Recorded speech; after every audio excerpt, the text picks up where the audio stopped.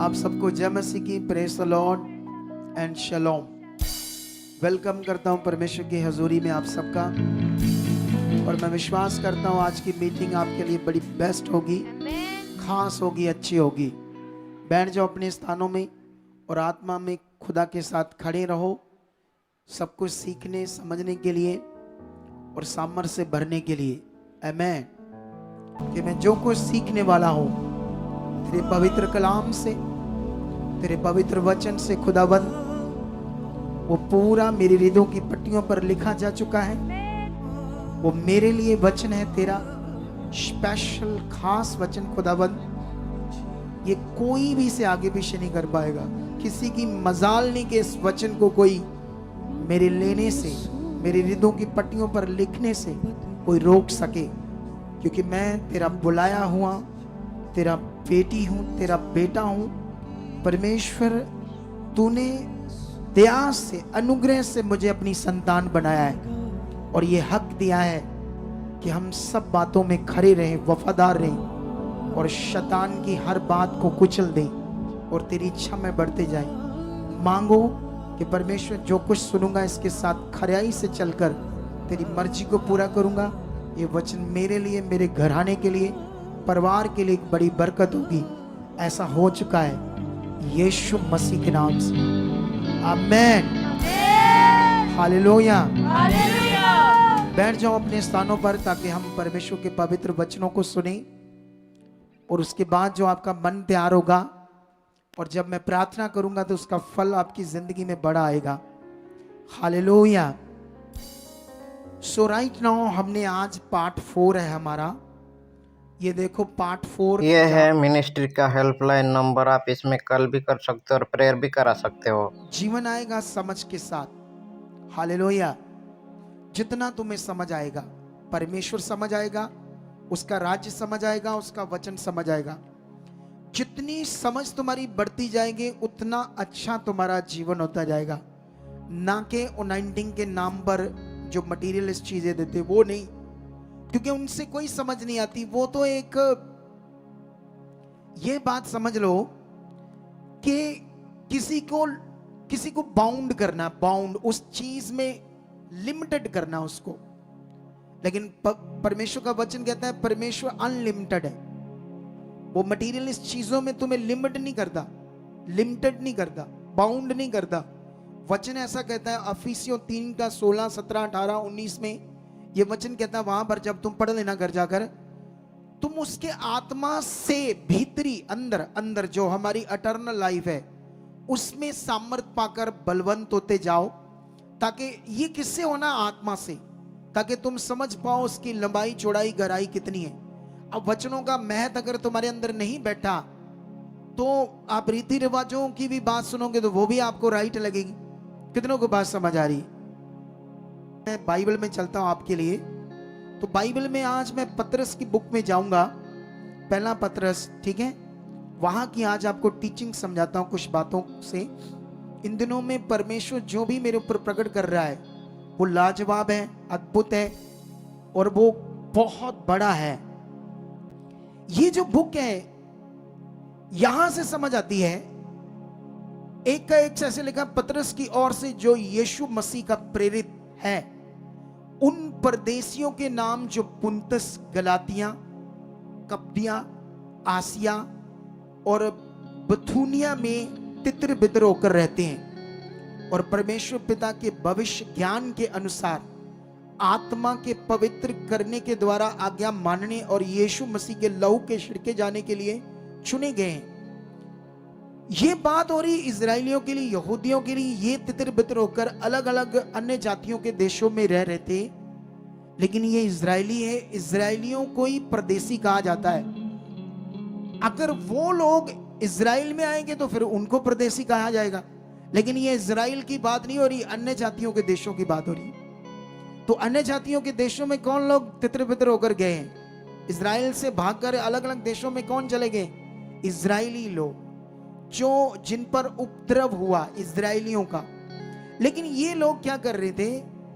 इनके दिमाग में व्यवस्था और जो नया नियम था, जो पवित्र आत्मा का प्रबंध था, जो इस समय परमेश्वर का पवित्र ज्ञान नए नियम का था, ये कंफ्यूज थे बेचारे, कंफ्यूज थे किससे माने, कोई इधर बात कर रहा, कोई इधर कर रहा। आज भी वही चल रहा है, आज भी हमारे लोग ऐसे ही चल रहे हैं। आज भी व्यवस्था और नया नियम दोनों मिक्स करके खिचड़ी बनाकर लोगों को बता रहे हैं, और लोग सोच रहे किसकी माने, इसकी माने, उसकी माने, इसकी माने, किसकी ना माने। ऐसे हो रहा है अभी भी, वहां भी उस टाइम ये चल रहा था। कितनों को बात समझ आ रही? क्या चाहता है कि तुम पहले उपवास रखो फिर मैं तुम्हें मेंटल करूं, ये चाहता है। अगर उसने मेंटल, प्रभु ने उसे मेंटल नहीं किया, तो कौन सा ऐसी पावर है जिसने उसको मेंटल कर दिया है? क्यों कर दिया? क्योंकि उसने तो प्रभु का काम किया, प्रभु की मर्जी को पूरा किया। अगर वो प्रभु की मर्जी है तो उसको मेंटल होना नहीं चाहिए था। लेकिन समझना होगा उपवास क्या चीज है। आज लोगों को कुछ पता नहीं उपवास किसको कहते, किसको नहीं कहते। मैंने इस पर ज्यादा टीचिंग नहीं दी क्योंकि अभी मेरा टाइम नहीं आया इस टीचिंग के ऊपर। मैंने पिछले दिनों में कहा था कि मैं बहुत सारी बातें जो खुदावंद ने मेरे ऊपर प्रकट की है, मैं उन्हें अभी प्रचार नहीं कर रहा, लेकिन उनमें से बड़ी बातों का स्टार्ट हो गया, काम स्टार्ट हो गया। मैं पिछले दिनों में चुप था, यह सोचकर कब परमेश्वर का आत्मा मुझे कहेगा बोल बच्चे बोल, लेकिन इन दिनों में उसने मुझे अगुवाई किया, बोल अब टाइम आ गया। लेकिन वो क्या क्या बुलवाएगा ये तुम्हारे सामने सब कुछ प्रकट होगा। ये कथा कहानी नहीं, हम लोग ऑनलाइन है, लाइव मीटिंग्स कर रहे हैं, कोई कमरे में बंद बैठे बातें नहीं कर रहे। ये जो बुक है यहां से समझ आती है, एक का एक ऐसे लिखा, पतरस की ओर से जो यीशु मसीह का प्रेरित है, उन परदेसियों के नाम जो पुंतस, गलातिया, कप्तिया, आसिया और बथुनिया में तितर बितर होकर रहते हैं, और परमेश्वर पिता के भविष्य ज्ञान के अनुसार आत्मा के पवित्र करने के द्वारा आज्ञा मानने और यीशु मसीह के लहू के छिड़के जाने के लिए चुने गए हैं। ये बात हो रही इजराइलियों के लिए, यहूदियों के लिए। ये तितर बितर होकर अलग अलग अन्य जातियों के देशों में रह रहे थे, लेकिन ये इजरायली है। इजरायलियों को ही परदेसी कहा जाता है। अगर वो लोग इजराइल में आएंगे तो फिर उनको परदेसी कहा जाएगा, लेकिन ये इजराइल की बात नहीं हो रही, अन्य जातियों के देशों की बात हो रही। तो अन्य जातियों के देशों में कौन लोग तितर बितर होकर गए हैं? इजराइल से भागकर अलग अलग देशों में कौन चले गए? इजरायली लोग, जो जिन पर उपद्रव हुआ इजरायलियों का। लेकिन ये लोग क्या कर रहे थे, इनके दिमाग में व्यवस्था और जो नया नियम था, जो पवित्र आत्मा का प्रबंध था, जो इस समय परमेश्वर का पवित्र ज्ञान नए नियम का था, ये कंफ्यूज थे बेचारे, कंफ्यूज थे किससे माने, कोई इधर बात कर रहा, कोई इधर कर रहा। आज भी वही चल रहा है, आज भी हमारे लोग ऐसे ही चल रहे हैं। आज भी व्यवस्था और नया नियम दोनों मिक्स करके खिचड़ी बनाकर लोगों को बता रहे हैं, और लोग सोच रहे किसकी माने, इसकी माने, उसकी माने, इसकी माने, किसकी ना माने। ऐसे हो रहा है अभी भी, वहां भी उस टाइम ये चल रहा था। कितनों को बात समझ आ रही? अगर तुम्हें आज परमेश्वर की इच्छा समझ नहीं आई, वो क्या चाहता है तुम्हारे जीवन से, अगर तुम्हें समझ नहीं आया, ये जो लोग उपवास रखते हैं ना, इनमें से लाखों करोड़ों ऐसे लोग हैं, करोड़ों लोग जो उपवास रखते हैं, गालियां भी निकालते हैं, गलत चीजें भी करते हैं, लेकिन रोटी नहीं खाते 1 दिन 2 दिन 4 दिन। शाम को खा लेते हैं, वैसे ऐसा नहीं कि रोज नहीं खाते, सुबह बंद करते हैं, शाम को खा लेते हैं, उसे उपवास कहते हैं। ठीक है, अगर मेरे हिसाब से उपवास करना है तो गलत कामों का करो, जो हमारी जिंदगी में गलत चीजें चल रही है उसका उपवास करो। वो तो करते नहीं, लेकिन रोटी ना खाकर ये वाला उपवास करते हैं। अगर टाइम आया तो इस पर बात करेंगे, बड़ी वाली उपवास के ऊपर, लेकिन अभी तो हम आगे बढ़ते हैं। ठीक है, अभी हम बढ़ते हैं। यहां से क्या लिखा है, यहां पर अब स्टार्ट होती है टीचिंग उन लोगों के लिए। शुरू करते हैं, ये थोड़ा सा पढ़ना पड़ेगा विस्तार से आपके लिए। हमारे प्रभु 3 से, हमारे प्रभु यीशु मसीह के परमेश्वर और पिता का धन्यवाद हो, जिसने यीशु मसीह के मरे हुओं में से जी उठने के द्वारा अपनी बड़ी दया से हमें जीवंत आशा के लिए नया जन्म दिया, अर्थात एक अविनाशी और निर्मल और अजर मिरास के लिए जो तुम्हारे लिए स्वर्ग में रखी है। ये ट्रांसलेटर ने है शब्द यूज किया है, और जिससे समझने वाला समझ नहीं पा रहा कि ये क्या बात हो रही है। हालेलुया। वचन कह रहा है कि परमेश्वर ने अपनी बड़ी दया से जीवित आशा के लिए तुम्हें नया जन्म दिया है, अर्थात एक अविनाशी निर्मल अजर मिरास के लिए जो तुम्हारे लिए स्वर्ग में रखी है। ऐसे फील हो रहा है जैसे अभी भी वहां है, तो मुझे वो लेनी है। क्योंकि शब्द कौन सा यूज हुआ है लास्ट में? है। लेकिन मैं तुम्हें बताना चाहता हूं, मेरे पास ना एक, अभी इस पोस्टर को देखते हैं और तुम्हें यह समझाते हैं कि जब उस समय वचन लिखे गए, ये देखो, थोड़ा जूम करो से, जूम करो से, और जूम करो, इसकी लिखत दिखाओ, इसकी लिखत नीचे नीचे, अरे खाली पेज दिखा रहे हो, और जूम करो। ये जो लिखत है ये हिब्रू है। हिब्रू कौन सी है? ये हिब्रू लैंग्वेज, ठीक है। ये इनमें हिब्रू में कर दिया, ऐसे शब्द होते थे, समझ आती उनकी लैंग्वेज में। लेकिन ये वापस जाओ, हाँ ये देखो, वो पत्थरों पर लिखते थे, पत्थर जो लकड़ी के पत्थर होते उस पर लिखते थे। उनके पेपर ऐसे फट गए जो लोगों को बाद में मिले। अब कैसे जोड़ेंगे वो लाइन को, सोच कर देखो। उन्होंने क्या किया,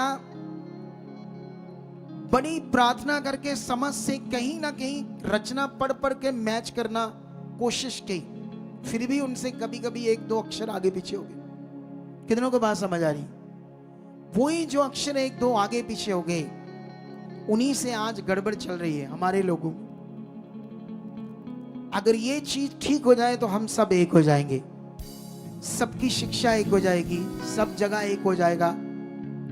लेकिन ये थोड़ा गड़बड़ चल रही है। कितनों को बात समझ आ रही? लेकिन इसी से समझना होगा, ये है शब्द जो था, इसे है भी करके यूज कर सकते हैं। और अब जिन लोगों ने उद्धार पा लिया है वो इसे है शब्द ही नहीं यूज कर सकते, उनके लिए था ऐसे। वो मिरास थी, तुम्हारे लिए थी, लेकिन अब तो मिल गई। क्या थी? वो ऐसा भी शब्द यूज कर सकते। लेकिन जिन्हें अभी नहीं मिली उनके लिए है शब्द भी यूज हो सकता है, क्योंकि अभी उनके लिए है वो चीज, कंटिन्यू है। लेकिन जिन्होंने पाली, वो सेंटेंस पढ़ने में गड़बड़ हो रही है। मैं पहले बड़ा पढ़ता था, मुझे समझ नहीं आती थी क्या बात है, क्या बात हो रही है। तो मैं आपको ये समझाने की कोशिश कर रहा हूं कि परमेश्वर ने जो उद्धार की बात हो रही है, पत्रस उसे आत्मा के द्वारा लिख रहा हमारे लिए। उद्धार एक बड़ा जबरदस्त विषय है, जिसे तुम्हें इंग्लिश में ऐसे समझ सकते हो, this is not redemption from sins. फिर आता है this is right to all who are saved, जिसको हम अपनी भाषा से ऐसे समझ सकते हैं, पापों से छुटकारा ही नहीं, केवल पापों से छुटकारा नहीं, ये एक ऐसा अधिकार है उन लोगों के लिए जो उद्धार पा चुके हैं। कितनों को बात समझ आ रही है? एक ऐसा अधिकार जो लोग उद्धार पा चुके, ये वो बात कर रहा है पत्रस आत्मा के द्वारा। कितनों को बात समझ आ रही? लेकिन अभी इसको और टीचिंग को समझते हैं, हम लोग आगे बढ़ते हैं। क्या है ये टीचिंग्स? लेकिन जिनकी रक्षा परमेश्वर की सामर्थ्य से विश्वास के द्वारा उस उद्धार के लिए जो आने वाले समय में प्रकट होने वाली है की जाती है। मतलब उनके लिए वो जो प्रकट होना था उद्धार, जिसकी रक्षा विश्वास से होती है। ये तिमोथियस की बुक में भी ऐसा मेंशन है कि जो धरोहर की रखवाली कर, अपने धरोहर की, उस होप की, उस आशा की रखवाली कर, जो अनंत जीवन तक ठहरती है। आज ये कैसे होना है? तुम्हारा जो उद्धार है, जो तुम्हारी साल्वेशन, जो तुम्हारा रिश्ता है, जो तुम चुने गए हो, तुम एक बड़े बड़े जबरदस्त राज्य के अंदर आ चुके हो। और आज लोगों को टीचिंग्स ना समझ होकर बोल लिमिटेड, वो छोटी छोटी चीजों में अनॉइंटिंग के नाम पर वो तेल पानी कपड़ा उन चीजों में लगे हुए, क्योंकि उन्हें बड़ा समझ नहीं आ रहा बड़ा क्या है। हालेलुया। तुम्हें ये समझना होगा परमेश्वर का ये पॉइंट जो उद्धार था, उद्धार को हम बोलते हैं यूनानी भाषा में क्या बोलते हैं, स्टेरिया। कंप्लीट पैकेज था ये तुम्हारे लिए, इसे हमें अच्छे से और समझना होगा। लेकिन अगर तुम तिमोथियस में पढ़ोगे ये बात, मैं तुम्हें समझाता हूं थोड़ी सी तिमोथियस में जाकर, ताकि तुम्हें इससे भी कुछ अच्छी बात समझ आए। ठीक है, ये दूसरा तिमोथियस में हमें मिलेगा वचन। हाँ, ये दूसरा तिमोथियस, अगर यहां भी 1 से लेकर लगातार पढ़ोगे तो सेम कॉन्सेप्ट है यहां पर, विश्वास से। हाँ, 12 में लिखा, 11 में लिखा, 11:1 की 11 में, जिसके लिए मैं प्रचारक और प्रेरित और उपदेशक भी ठहरा, इस कारण मैं इन दुखों को भी उठाता हूं पर लज्जाता नहीं, क्योंकि मैं उसे जिस पर मैंने विश्वास किया जानता हूं, और मुझे निश्चय है कि वह मेरी धरोहर की उस दिन तक रखवाली रख सकता है। हालेलुया। ये धरोहर क्या है? ये वही हमारे विश्वास के द्वारा जो हमारी विनाश, अनंत जीवन, उद्धार, परमेश्वर के साथ बड़ा कनेक्शन, परमेश्वर के साथ बड़ा रिश्ता जो पवित्र आत्मा के द्वारा बनता है, एक ऐसा पावरफुल जीवन आपके अंदर आ जाता है जिसके बारे में तुम पूरी दुनिया में रहकर सीख नहीं पाओगे। यह पवित्र आत्मा के द्वारा एक ऐसा डिवाइन पावरफुल रिश्ता जो रीति रिवाजों में नहीं है, पवित्र आत्मा में। तुम्हें इसकी प्रैक्टिस में बढ़ना होगा, तुम्हें इसके प्रैक्टिकल में बढ़ना होगा। क्यों हम इतनी ज्यादा हीलिंग कर पा रहे हैं इन दिनों? क्यों इतनी ज्यादा हीलिंग कर पा रहे हैं? क्योंकि एक पॉइंट था, कुछ पॉइंट थे जो मैं छूट रहा था, मुझे मेरे जीवन से छूट रहे थे, और मुझे इन दिनों में पवित्र आत्मा ने वो प्रकट किया, खुदा ने ये कर, इन बातों को रखकर प्रेयर कर। मैंने स्टार्ट कर दिया और रिजल्ट तगड़े आने लगे, और अभी तो ये स्टार्ट है और जबरदस्त तुम अद्भुत चीजों को देखने वाले। सेम जैसे बाइबल में लिखा, सेम जैसे चेलों ने किया था, उस तरह के काम। आज एक गवाही इतनी बड़ी थी, मैं थोड़ा सा जानना चाहूंगा वो गवाही। इन्होंने दे दी है गवाही, लेकिन तुम लोग कंफर्मेशन करो गवाही को, कैसे उसने 1 लाख बोया, और तुमने ये स्टेटमेंट दी कि उसको कोई पता नहीं था कि हमारा कोई, क्योंकि इस बात को तुम समझ जाओगे तो मगन तो होगे, क्योंकि तुमने शायद साइंस के बारे में नहीं सुना। जो वचन में लिखा वो साइंस भी कह रही है। इसी पत्रस की पत्रियों में, दोनों पत्रियों में एक जगह पर लिखा है, मैंने पिछले दिनों में पढ़ाया था ये बात, परमाणु बम को लेकर, या ये परमाणु बम को भी छोड़ो, इस पृथ्वी पर एक दिन क्या होने वाला है, जो सूरज है ना, सूरज, उसके अंदर जो भी सिस्टम है वो उसका सिस्टम अनसिस्टम हो जाएगा।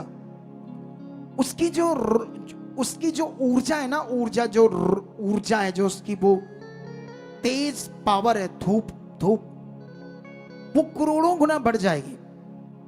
और जो उसके सामने ये पृथ्वी है ना, पानी बन जाएगी, पानी। ये नामो निशान नहीं रहेगा, ना आसमान का ना चीजों का, वो खुद भी मिट जाएगा। और ये वचन में लिखा है। सोच कर देखो, एक अनपढ़ मछलियां पकड़ने वाला, आम 2-4 साल स्कूल गया हो बंदा, वो आने वाली बात को हजारों साल पहले, जब साइंस भी नहीं थी दुनिया में, कैसे लिख सकता है? कैसे लिख सकता है वो? इसका मतलब परमेश्वर का वचन एक सीरियस विषय है।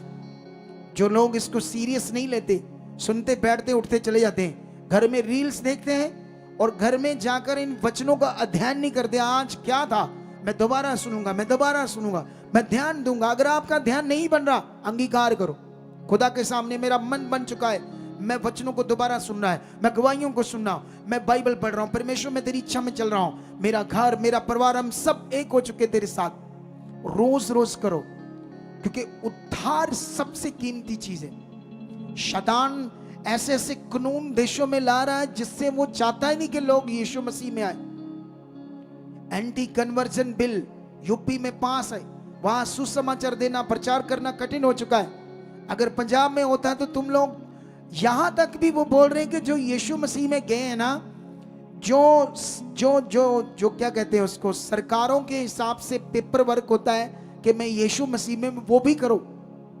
अब ये टाइम आ गया तो करोगे?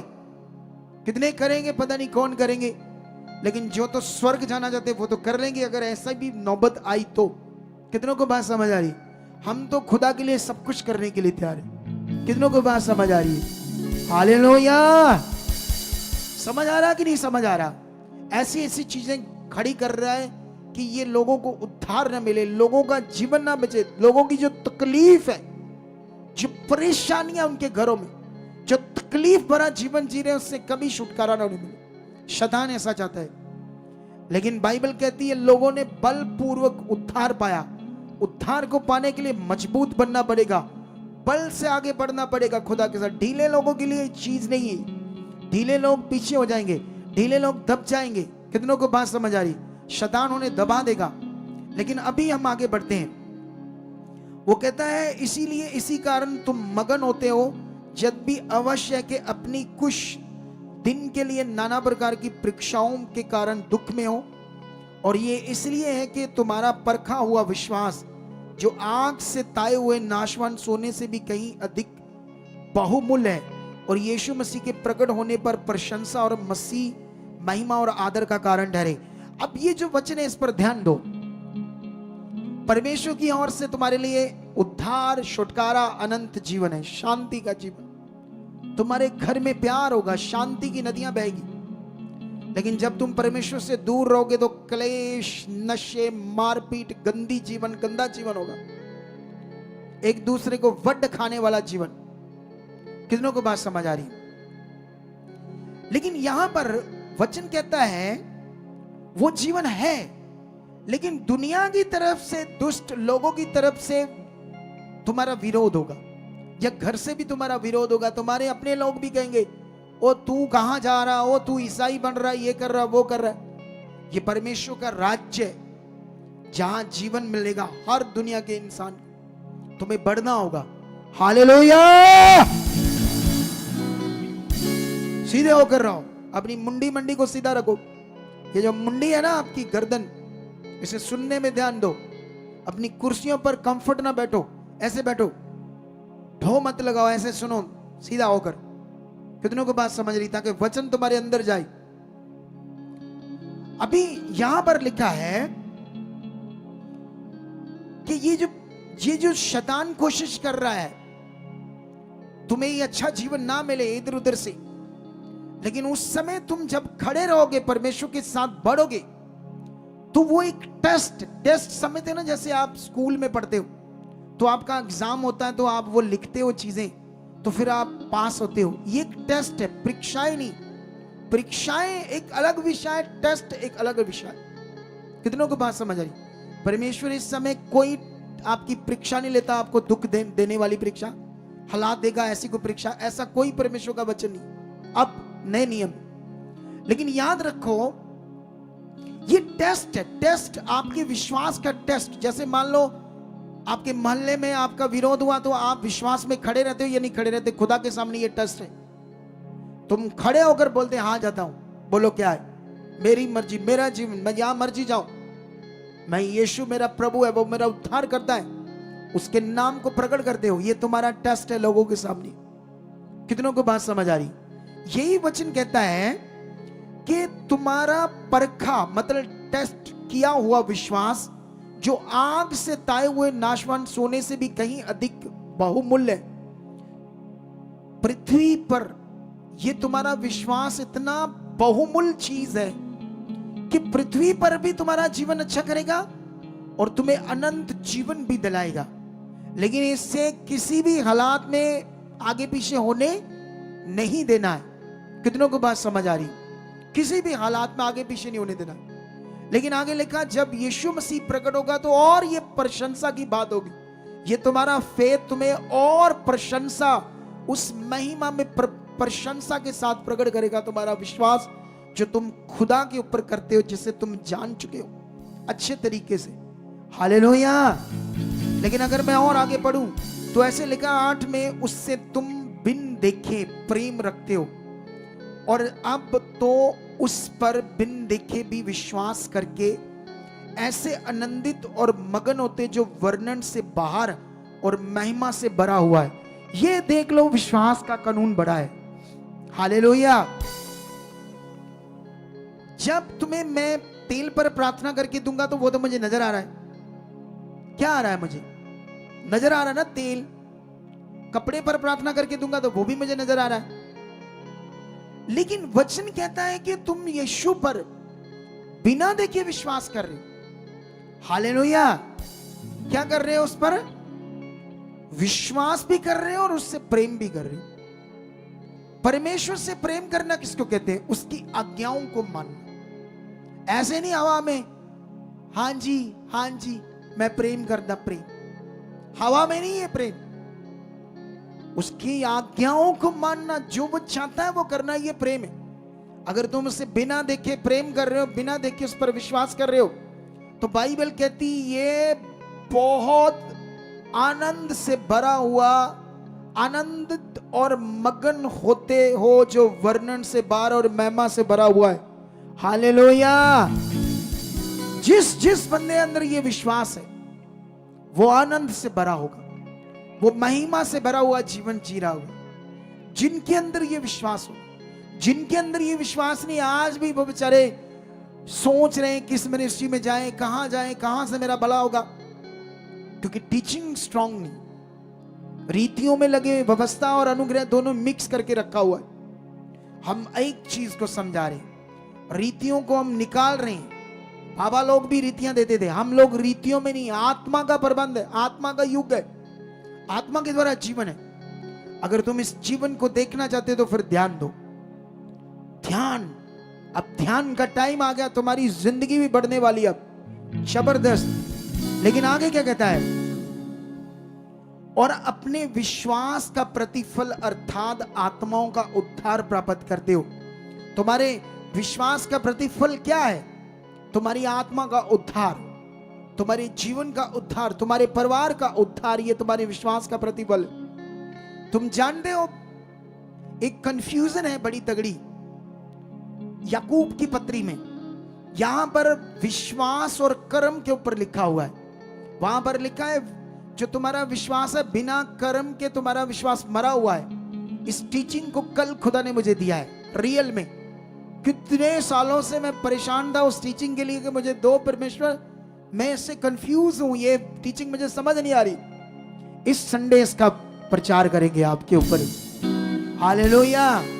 इस संडे बताएंगे उसका असली मीनिंग क्या है, ये विषय क्या है। आज तो मेरे पास यही टॉपिक मैं फटाफट पूरा कर पाऊं, इतना ही बड़ा है अगले 10-15 मिनट में, क्योंकि इतना ही मेरे पास टाइम है, ठीक है। लेकिन यहां पर 10 से पतरस 1:10 पढ़ते हैं। इसी उद्धार के विषय में उन भविष्यवक्ताओं ने बहुत खोजबीन और जांच पड़ताल की, जिन्होंने उस अनुग्रह के विषय में जो तुम पर होने को था भविष्यवाणी की। पढ़कर देखो बातों को। अब वो इजरायलियों के लिए भी बात कर रहा है और उन भविष्यवक्ताओं के लिए भी बात कर रहा है जो इजरायलियों के लिए भविष्यवाणी कर रहे थे, अन्य जातियों के लिए नहीं। ये अन्य जातियों के लिए पत्री उसने लिखी नहीं, ये यहूदियों अन्य इजरायलियों के लिए लिखी, लेकिन है नए नियम का प्रबंध। इसमें बहुत सारी बातें नए नियम के प्रबंध की, कुछ कुछ उनके लिए। कितनों को बात समझ आ रही? लेकिन यह कहता है पतरस आत्मा के द्वारा उनको पत्री में कहता, उन भविष्यवक्ताओं ने बड़ी खोजबीन जांच पड़ताल की कि जो अनुग्रह तुम पर होने वाला था, जिसके लिए उन्होंने भविष्यवाणी की, उन्होंने इस बात की खोज की कि मसीह का आत्मा जो उनमें था और पहले से ही मसीह के दुखों की और उसके बाद होने वाली महिमा की गवाही देता है, वह कौन से और कैसे समय की और संकेत करता था।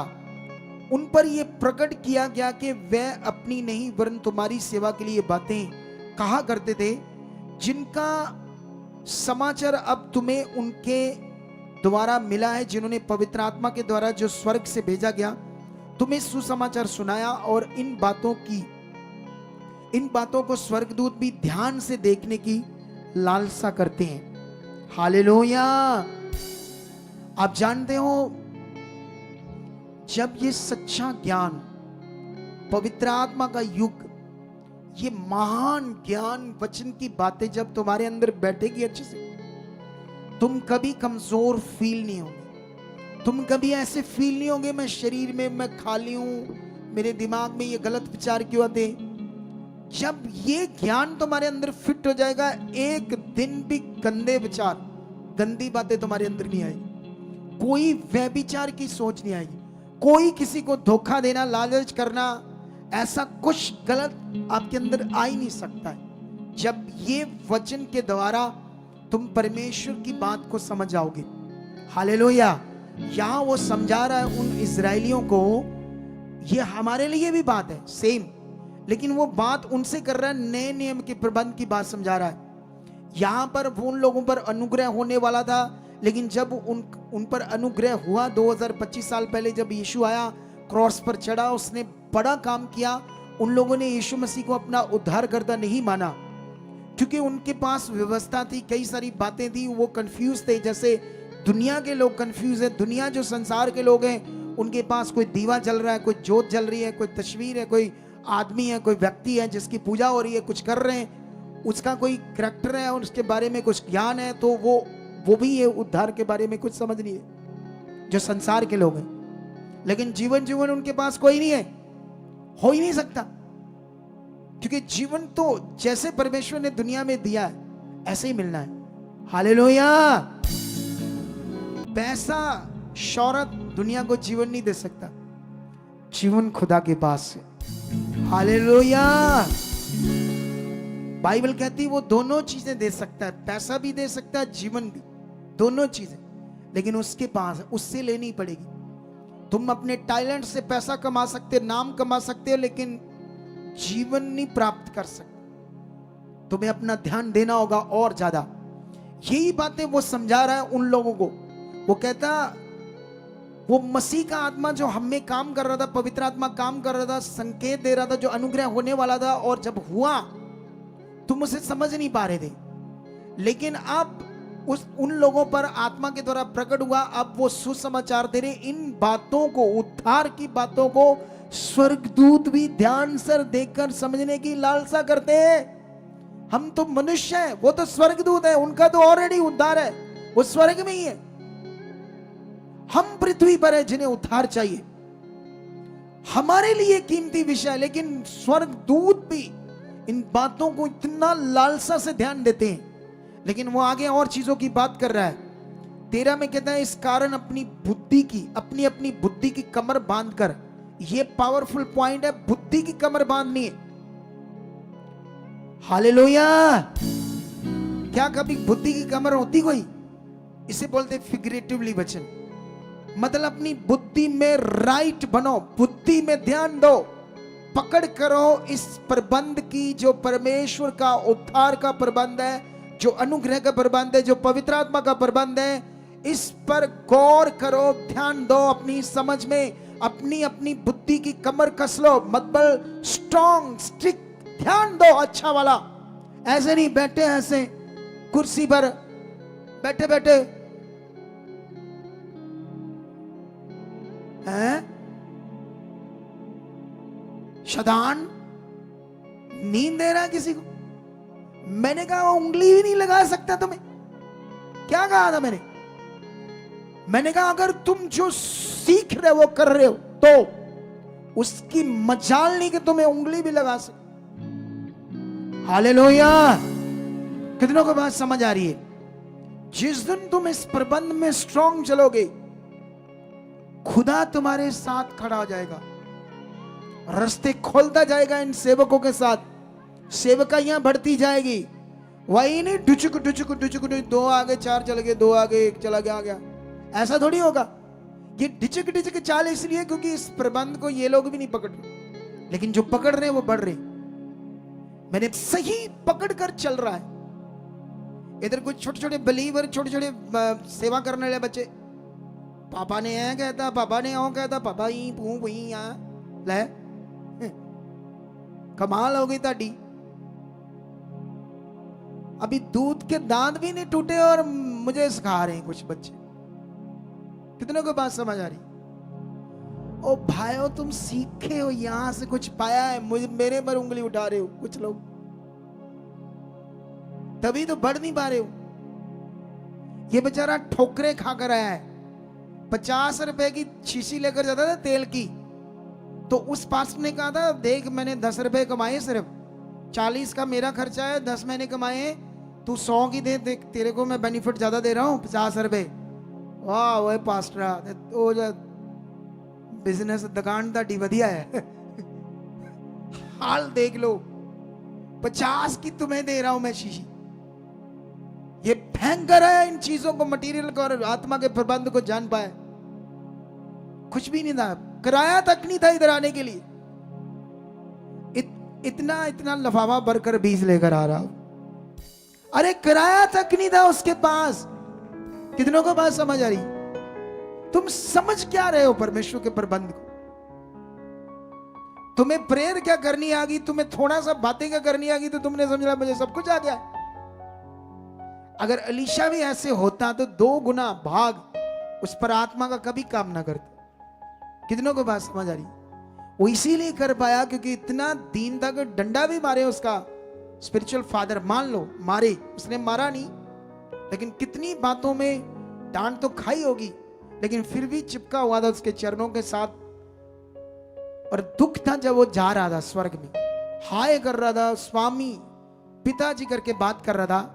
वो चाहता ही नहीं था कि मुझसे अलग हूं। ये है वो रिश्ता आत्मिक जिसे सिखाया गया है, उसके साथ एक रिश्ता। कितनों को बात समझ आ रही? जिस दिन तुमने शरीर को मार के ऐसा मन बनाया तो तुम जबरदस्त आगे जाओगे। क्योंकि मेरा तो रिश्ता है, मेरे साथ तो ये है कि तुमने जो सीखना उसमें वफादारी करनी है, लेकिन फेथ सब कुछ खुदा के साथ करना है। बड़ा दर्जा सब चीजों में प्रायोरिटी खुदा को देनी, जो मैं तुम्हें सिखाऊंगा। कितनों को बात समझ आ रही? लेकिन कहता है इस कारण अपनी बुद्धि की कमर बांधकर और सचेत रहकर उस अनुग्रह की पूरी आशा रखो जो यीशु मसीह के प्रकट होने के समय तुम्हें मिलने वाला है। आज्ञाकारी बालकों के समान अपनी अज्ञानता के समय की पुरानी अभिलाषाओं के सदृश ना बनो। ये क्यों उन्हें समझा रहा है? पुरानी अभिलाषाएं, शरीर की बातों के क्या ना बनो, सदर्श ना बनो, फिर से अपना वो आज्ञाकारी बालक बनना है। वो बता रहा है कि जो तुम पहले अज्ञानता के समय में तुम्हारे पास जो पुरानी शिक्षा थी, रीति रिवाज था, वो अब प्रबंध खत्म हो गया है, उसमें कोई पावर नहीं है, उसमें कोई जीवन नहीं है। अब वो बता रहा है कि जिसने तुम्हें बुलाया है, ऐसा लिखा है, पर जैसा तुम्हारा बुलाने वाला पवित्र है वैसे ही तुम भी क्या बनो? पवित्र बनो। हालेलुया। और आगे क्या बात कर रहा है? मैं जल्दी से तुम्हें जल्दी शायद 5-7 मिनट में इसको मैं क्लियर करना चाहता हूं। और सारे चाल चलन में पवित्र बनो, क्योंकि लिखा है पवित्र बनो क्योंकि मैं पवित्र हूं। और जबकि ऐसा लिखा, जबकि तुम हे पिता कहकर उससे प्रार्थना करते हो जो बिना पक्षपात हर एक काम के अनुसार न्याय करता है, तो अपने परदेसी होने का समय भय से बताओ। ये बड़ी बातें हैं, इसका एक्सप्लेन थोड़ा पढ़ने से तुम्हें समझ आ रहा है, लेकिन मैं अगर इसका एक्सप्लेन करूंगा तो लंबा हो जाएगा। मैं अगली बातों का करके मेन टॉपिक पर आना चाहता हूं, ठीक है। 18 में लिखा, क्योंकि तुम जानते हो कि तुम्हारा निकम्मा चाल चलन जो बाप दादों से चला आता है, उससे तुम्हारा छुटकारा सोने चांदी अर्थात नाशवान वस्तुओं के द्वारा नहीं हुआ है। इजरायली लोग मटीरियलिस्ट चीजों के द्वारा ही धार्मिकता करते थे।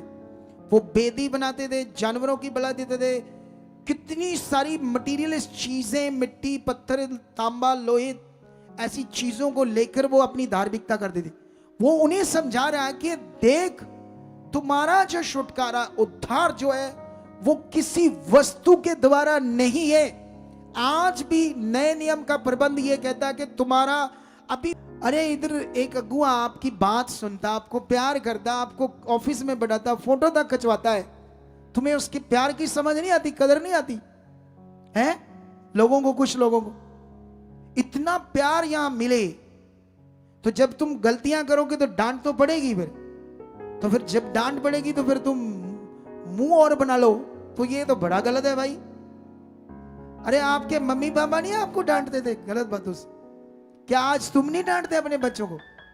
इसी तरह स्पिरिचुअल फादर भी, उसका काम है डांटना, समझाना। कितनों को बात समझ आ रही? ताकि हम जबरदस्त जिंदगी पाए। अरे वो सब कुछ कर लिया, लेकिन ये नियम जो तुम्हें मैं समझा रहा हूं, जब उनके अंदर आया तो फिर क्यों छूट गई वो? अगर इस नियम में ताकत नहीं तो फिर क्यों छूट गई वो? बताओ क्यों छूट गई वो? क्यों उसकी डिलीवरेंस हो गई? क्यों छुटकारा हो गया? ये स्पिरिचुअल विषय है। पतरस कहता है जिसे तुम बिना देखे प्रेम करते हो, बिना देखे विश्वास करते हो, फिर इस कारण तुम, उसका आत्मा काम करता, आनंदित और मगन और महिमा से भरा जीवन पाते हो। कितनों को बात समझ आ रही? जिसे तुम बिना देखे विश्वास करते हो। बाइबल भी कहती, इब्रानियां 1, अब विश्वास आशा की हुई वस्तुओं का निशा और अनदेखी वस्तुओं का प्रमाण है। जो विश्वास है, जो तुम देख रहे नहीं रहे, वो तुम्हारा विश्वास है। खुदा तुम्हें नजर नहीं आ रहा, तुम्हारा जो हालात है वो कब जाएगा ये कुछ नजर नहीं आ रहा, लेकिन जो तुम्हारा अनदेखा विश्वास है खुदा के ऊपर, इसको प्रैक्टिस में ले आओगे, इसे समझ पाओगे, तो तुम्हें रिजल्ट मिलेंगे बड़े बड़े जो तुम यहां देख रहे हो। वो बड़े बड़े रिजल्ट जो तुम यहां देख रहे हो। कितनों को बात समझ आ रही? इस पर तुमने ध्यान देना है। लेकिन यहां बड़े जबरदस्त पावरफुल बातें हैं जो पतरस इजरायलियों को समझा रहा था, क्योंकि वो रीति रिवाजों में डूबे हुए थे। उन्हें नए नियम का प्रबंध उनके स्टाइल से समझा रहा था। आगे जाकर तुम्हें समझ आएगा, लेकिन इतना लंबा आज मैं तुम्हें समझा नहीं पाऊंगा, मैं जल्दी समाप्त करने वाला हूं। पर 19 में लिखा, पर निर्दोष और निष्कलंक मेमने और मसीह के बहुमूल्य लहू के द्वारा तुम्हारा छुटकारा हुआ है। उसका ज्ञान तो जगत की उत्पत्ति से पहले ही से जाना गया था, पर अब इस अंतिम युग में तुम्हारे लिए प्रकट हुआ। उसके द्वारा तुम उस परमेश्वर पर विश्वास करके, जिसने उसे मरे हुओं में से जलाया और महिमा दी के तुम्हारा विश्वास और आशा परमेश्वर पर हो, जबकि तुमने भाईचारे की निष्कपट प्रीति के निमित्त सत्य के मानने से अपने मनों को पवित्र किया है। तो ये सत्य को मानकर अपने मनों को पवित्र करना, ये सारा कुछ अंदर का विषय, बाहर का कोई है ही नहीं। बॉडी के ऊपर कुछ लगाना ये कॉन्सेप्ट है ही नहीं है। हालेलुया। परमेश्वर का पवित्र वचन इटर्नल जीवन के लिए, अंदर के जीवन के लिए, जब ये तुम्हारे अंदर सेट हो जाएगा, जब इधर उधर की बातों को सुनना बंद करके परमेश्वर की ओर फोकस बनाओगे, मैं कहता लास्ट कैंसर क्यों नहीं, उसको भी जाना पड़ेगा। बंद आंखें क्यों नहीं है, तुम्हारी आंखों की रोशनी क्यों नहीं चलेगी, वो भी खुलेगी, उसे खुलना होगा। इस विश्वास के द्वारा जो तुम करते हो, उससे वो सामर्थ्य ने काम करना ही करना है। अपने विश्वास को राइट करो, अपने विश्वास को, बहुमूल्य विश्वास को स्ट्रॉन्ग करो, राइट करो, राइट परमेश्वर के साथ, जो इस समय हमें करने की जरूरत है। कितनों को बात समझ आ रही है? और आगे लिखा, क्योंकि तुमने नाशवान नहीं पर अविनाशी बीज से परमेश्वर के जीवते और सदा ठहरने वाले वचन के द्वारा नया जन्म पाया है। वो कहता तुमने अब नाशवान बीज से नहीं और अविनाशी बीज से और परमेश्वर के जीवते और सदा ठहरने वाले वचन के द्वारा नया जन्म पाया है। यीशु मसीह को जीवित वचन कहते हैं। यीशु मसीह का पृथ्वी पर आना एक जीवित वचन है। मूसा को जो व्यवस्था दी गई वो जीवित वचन नहीं था। अगर होता तो इजरायली बार बार ना मरते, वो बार बार परमेश्वर को छोड़कर पत्थर मिट्टी की ओर ना जाते। पढ़कर देखो इतिहास। कितनों को बात मेरी समझ आ रही है? हालेलुया। बाइबल को चेक करो, वो जीवित वचन नहीं था, जीवित वचन यीशु था, और उसी के द्वारा जीवित वचन पूरा होने के बाद आत्मा आने से अब हमारा नया जन्म हुआ है। ये जीवित वचन है। तो इसको तुम मटीरियलिस्ट चीजों के साथ मैच कैसे कर सकते हो? कितनों को बात समझ आ रही? फिर वो और बड़ी बातें करता है। 2 में कहता है, इसलिए सब प्रकार का बैर भाव और छल और कपट और डा और निंदा को दूर करके नए जन्मे हुए बच्चों के समान निर्मल आत्मिक दूध की लालसा करो, ताकि उसके द्वारा उद्धार पाने के लिए बढ़ते जाओ, क्योंकि तुमने प्रभु की कृपा का स्वाद चख लिया है। अब ये जो ये वही, ये जो वचन है, ये तुम्हारे लिए खुराक है। जैसे माँ का दूध पीते थे जब हम छोटे बच्चे थे, ऐसे ही तुम अपने अगुए के द्वारा निर्मल आत्मिक दूध, ये वचन है जो तुमने खाना पीना है, और तुम उद्धार में बढ़ते जाओगे। कितनों को बात समझ? और वो फिगरेटिवली बातें करता है। 4 में कहता है, उसके पास आकर जिसे मनुष्यों ने तो निकम्मा ठहराया, इंसानों ने जिनकी बुद्धि बंद थी उन्होंने यीशु मसीह को निकम्मा ठहराया, परंतु परमेश्वर के निकट चुना हुआ बहुमूल्य जीवता पत्थर है। अब यीशु मसीह को जीवता पत्थर कहा है, ये भी फिगरेटिवली बात है। तुम भी आप जीवते पत्थरों के समान आत्मिक घर बनते जाओ चाहते हो, जिससे याजकों का पवित्र समाज बनकर ऐसे आत्मिक बलिदान चढ़ाओ जो यीशु मसीह के द्वारा परमेश्वर को ग्रहण हो। ये याजकों का पवित्र समाज, ये इसलिए शब्द यूज कर रहा है क्योंकि उनको समझ आती थी इजरायलियों को, याजक लोग। नए नियम के इनमें याजकों की कोई सेवा नहीं है। याजक का काम और था, नए नियम में प्रेरितों का काम, सुसमाचार देने वाले उपदेशकों का काम कुछ और है। लेकिन उसने उन्हें मेंशन किया उनकी भाषा के अनुसार याजक शब्द यूज करके। कितनों को बात समझी? ताकि क्योंकि वो लोग क्या करते थे, जो सुलेमान के द्वारा भवन बना था परमेश्वर का, उसके जो पत्थरों की वैल्यू उनके अंदर थी वो बहुत बड़ी थी। इसीलिए वो पत्थरों को जानते थे, पत्थर की एक वैल्यू, कोने का सिरा पत्थर, इसलिए उसको यीशु मसीह को पत्थर करके बात की, उन्हें समझाने के लिए। उसे जीवता पत्थर कहा, जबकि वो पत्थर तो नहीं था, चट्टान भी उसे कहा गया। परमेश्वर ने अपने आप को कहा, मैं चट्टान हूं। ऐसे भी लिखा ना, वो मेरी चट्टान है, वो मेरा गढ़ है, वो मेरा बल है। कितनों को ये सब फिगरेटिवली बातें, लेकिन यहां पर मैं अभी इसमें और ज्यादा तुम्हें समझा नहीं पाऊंगा, लंबा हो जाएगा। अगले संडे रेडी रहना। इन बातों के बाद जो मैं सिखाने वाला हूं, जबरदस्त, ये ओरिजिनल ओनाइंटिंग के बारे, ये ओरिजिनल ओनाइंटिंग है सारी आपकी। लेकिन यहां पर एक बड़ा वचन है जो तुम्हें समझाना है। 24, इसी का 2 का 24, वह आप ही हमारे पापों को अपनी देह पर लिए हुए क्रूस पर चढ़ गया, जिससे हम पापों के लिए मरकर धार्मिकता के लिए जीवन बताएं। उसी के मार खाने से तुम चंगे हुए। यह वचन थोड़े दिन पहले परमेश्वर ने मुझे बताया, इसका असल एक्सप्लेनेशन, इसकी असल वैल्यू इस वचन की। कितनों को बात समझ आ रही है? बाइबल में लिखा, उसी के कोड़े खाने से, मार खाने से। फिर से पढ़ता हूं आपके लिए, ताकि आपको ये दिमाग में अच्छे से डाल दूं आपके अंदर। हाँ, इसे पढ़कर फिर से हम एक बार पढ़ते हैं। वह आप ही हमारे पापों को अपनी देह पर लिए हुए क्रूस पर चढ़ गया, जिससे हम पापों के लिए मरकर धार्मिकता के लिए जीवन बताए। उसी के मार खाने से तुम चंगे किए गए। हालेलुया। कितनों को बात समझ आ रही है? बाइबल ये कहती है कि उसने तुम्हारे सारे अपराध, पाप, मौत, सजा को अपने ऊपर लिया, क्रूस पर चढ़ गया, ताकि तुम आप अपने पाप के जीवन से मरकर किसके साथ धार्मिक जीवन बताओ? परमेश्वर के साथ बिताओ।